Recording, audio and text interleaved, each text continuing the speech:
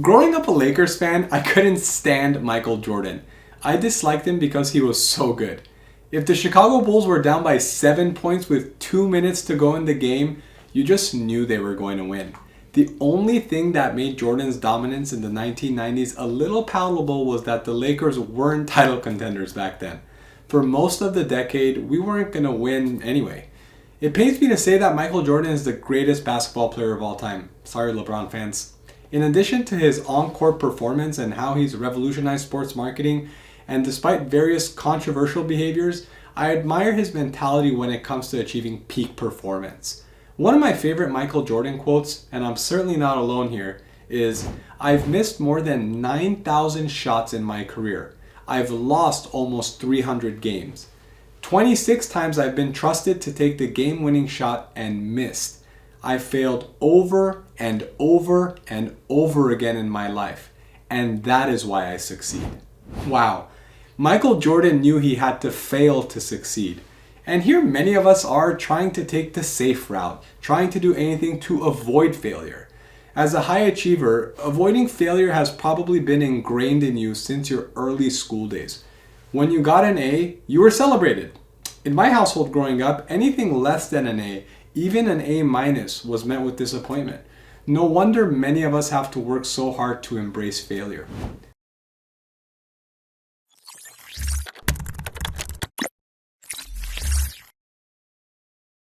I'm Dr. Shemmassian, medical school admissions expert at Shemmassian Academic Consulting.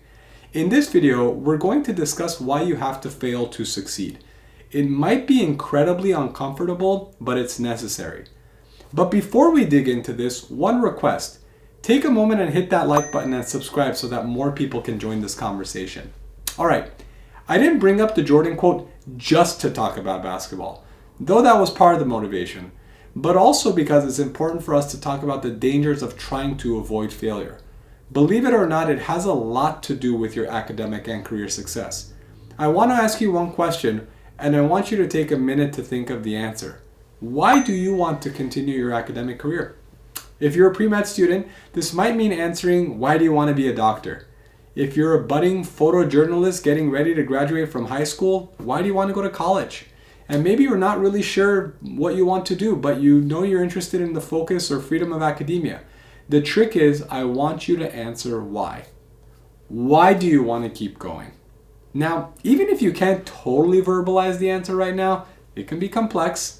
I know if you're sitting down getting ready to start your applications, you have an answer to this question, as unique and seemingly random as it may be. Maybe your why has to do with a specific memory of a childhood doctor, or a persisting passion for research and science, or a desire to help others. Maybe it has to do with a feeling. Even if this reason feels amorphous and hard to define, you do have an answer. Don't forget it. We're going to come back to it. Day after day, I work with first-time applicants or reapplicants who are facing the admissions process with a sense of crippling anxiety. And it's easy to understand why. Students everywhere are constantly inundated with urban legends that aren't so mythological or far-fetched about stellar applicants from their class or classes before them who got turned down once, twice, maybe 3 times from the school or program of their choice. The chorus of what ifs begins.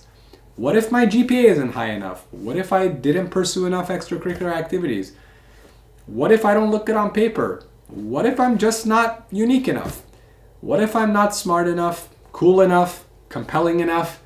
The pressure to be an extraordinary applicant, the Michael Jordan of applicants even, is higher than ever, and as a result, there's a huge amount of fear and hesitation involved.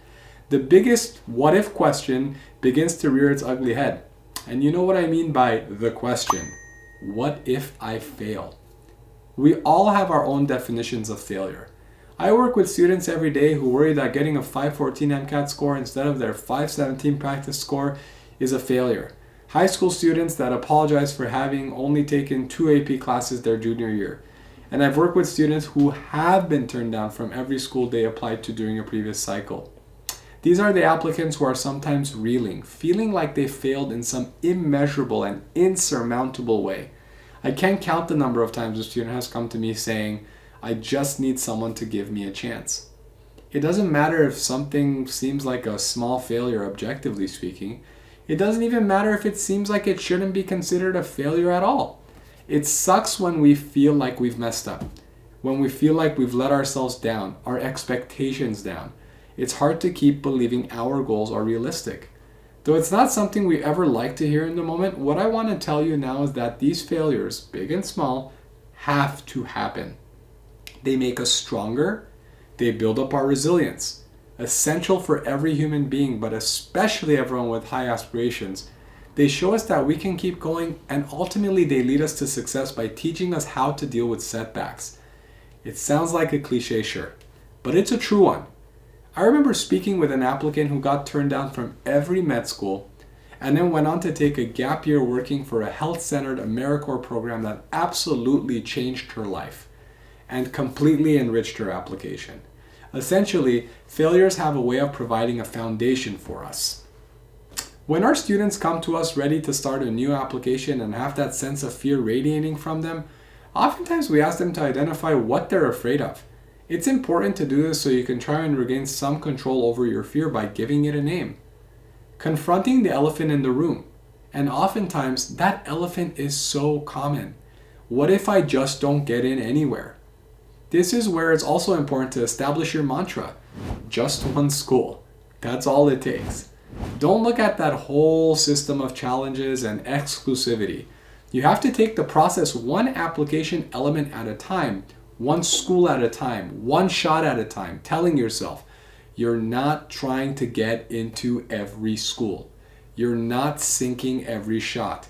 You're looking for one match, one right fit, one game winner. If you sit down to apply to 20-some programs, it's a lot easier on your anxiety to tell yourself you're looking for 1 out of 20, not 20 out of 20. After all, you're only going to end up attending one program at the end of the day. Failing to get into a few programs is getting you ready to find your one. Put your tunnel vision to positive use for a change and stay focused on that one. It's a lot easier to tell yourself to stay positive than it is to actually stay positive. It's a lot easier to say, we all fail. I fail, you fail, we need to fail, failure helps us, etc. Of course, this video isn't a magic trick that's going to take your failure fear away by just telling you about how, yes, Michael Jordan missed over 9,000 shots, Thomas Edison failed 1,000 times before coming up with a light bulb prototype, Milton Hershey declared bankruptcy twice and literally couldn't have built his candy empire if he didn't do this. And forget the light bulb. Where would we be without a Hershey's bar? But I do hope it's some assurance that we're in this together. I often speak with students and consultants to identify new things we can do right now to actively fend off some of our failure fear so that we can begin to recraft the narrative and slowly convince ourselves how much we need to fail in order to succeed. What has worked for those of us going through it day after day? Here are some of the highlights. When in doubt, plan it out. Put pen to actual paper. Don't type it, so that you can have a hard copy, tactile map of what you need to work out, what you've already accomplished. Don't just list what you haven't done. Keep track of what you have succeeded in finishing so that you have a physical reminder of what you're doing correctly. Paying attention to our capacity for success makes it easier to believe that failure is not final. It helps to remind yourself of those people who kept going, the other Michael Jordans. Reminding yourself of stories of persistence can remind you of the mentality you need to channel yourself. Along these same lines, remind yourself of your own past moments of persistence. When was a time when you were able to persevere past the failure? How did you find a way to use that failure, even if you didn't realize it at the time? When did you have great success? Remind yourself if you did it once, you can do it again.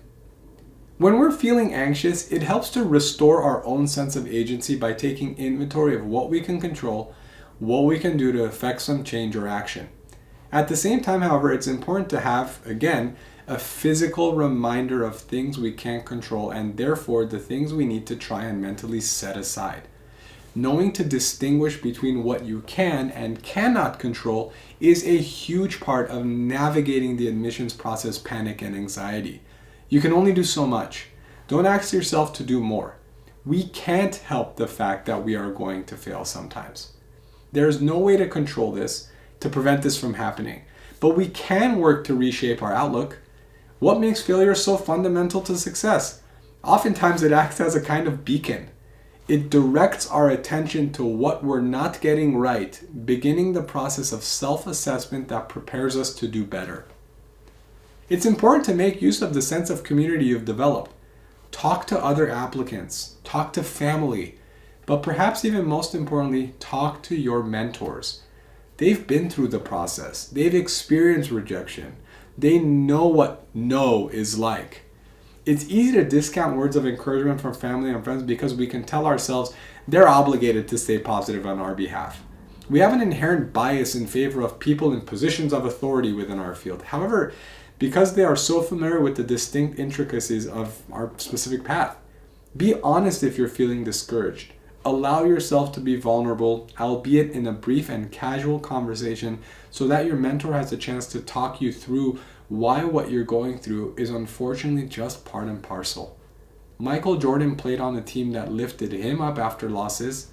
You may be applying to a program as just yourself, but you've got a team of people behind you as well. And at the end of the day, return to your why.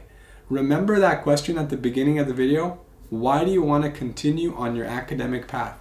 Do whatever you can do to pin down the reason to why in some physical form.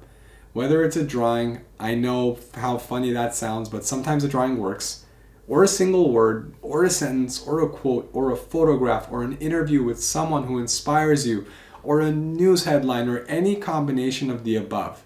Just establish a visual reminder of why you want to do this, and then find a place to hang up this reminder around your living space. There are some writers famous for hiding books in every room in their house, even their kitchen pantries. You could go this far, hanging your why in every room, even your linen closet.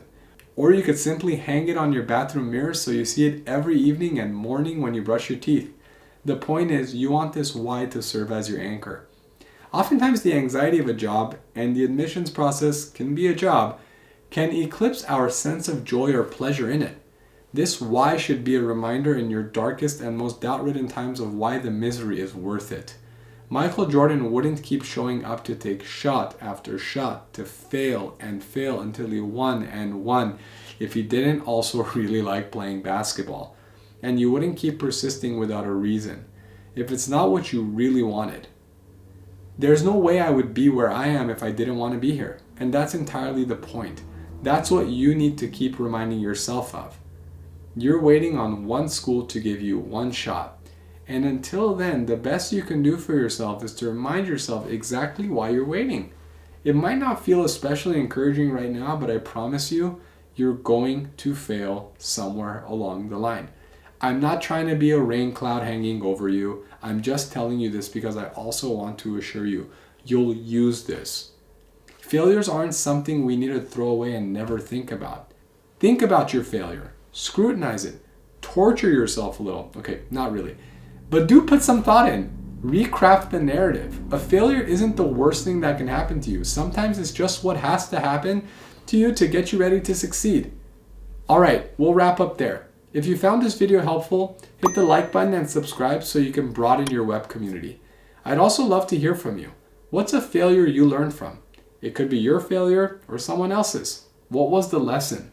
Drop a note in the comments section. In the meantime, thanks for tuning in. See you next time.